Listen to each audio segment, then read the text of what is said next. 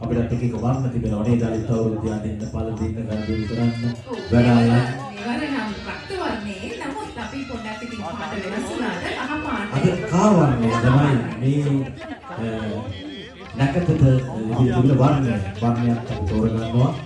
ඒ නැකත් කරුවා මේ පුරුෂ නියෝජනය හරි අඩුයි. මොකද? නව ඉන්නවා දෙන්න. එනු පාට නම් කවුරුත් අල්ලු කරේ නෑ. ඔක්කොම දුවගෙන ආවා. අල්ලු කරන්නේ.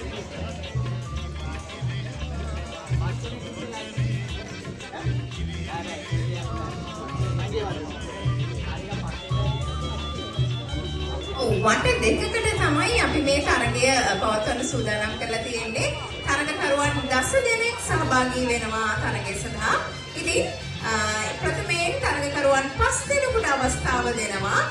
ඇත්ත මත දෙහි කිඩිය තබාගෙන යන්නේ තරගය සඳහා සහභාගී වෙන්න. රෝස පාට හැන්දක් මේක පෙර නිල් පාට හැන්දක් ලැබුණේ. මම හිතන්නේ ආයතනයේ බැලුම් පිටවීමේ දෙන්නාසේ ආශයෙන් ඔන්න ගෙදර ගිහින් හොඳට නිදාගන්න කියලා තමයි ඔබේ ශ්‍රේෂ්ඨ නිලධාරියෝ ඔට්ටයක් ලබා දුන්නේ. ආශයෙන් නෙමෙයි ආශයෙන් වෙලාවට වෙන්න දෙන්න. පෙරු කුකුරවන්න බලන්න කුකුරවන්න.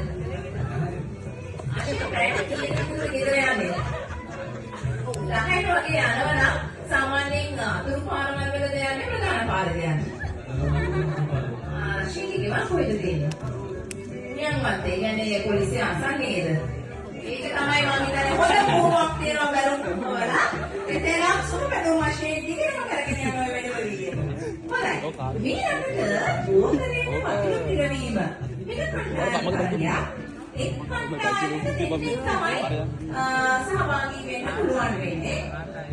කාන්තා පිරිමි කියන්නේ කාන්තාවක් සහ පිරිමියෙක් එකතු වෙලා ටිකක් අමාරු කාර්යයක් වේවි කාන්තාවක් සහ පිරිමියෙක් එකතු වෙලා නැහැ මාරි බිස්කට් එක කටට දාගන්න වාසනාවක් තිබුණේ නැහැ අපේ සමහර සමාජිකයින්ට.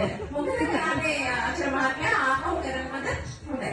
තවත් සමාජිකයින් පිරිසකට එකතු වෙන්න පුළුවන්. නැවතත් අපි මාරි බිස්කට් අරගෙන පවත්වන්න සූදානම් වෙන්නේ. වාඩි වෙලා කරන්නේ. මේ වෙලාවේ අලුත් සහභාගී වෙන්න පුළුවන් නලද මත තියාගන්න ඕනේ.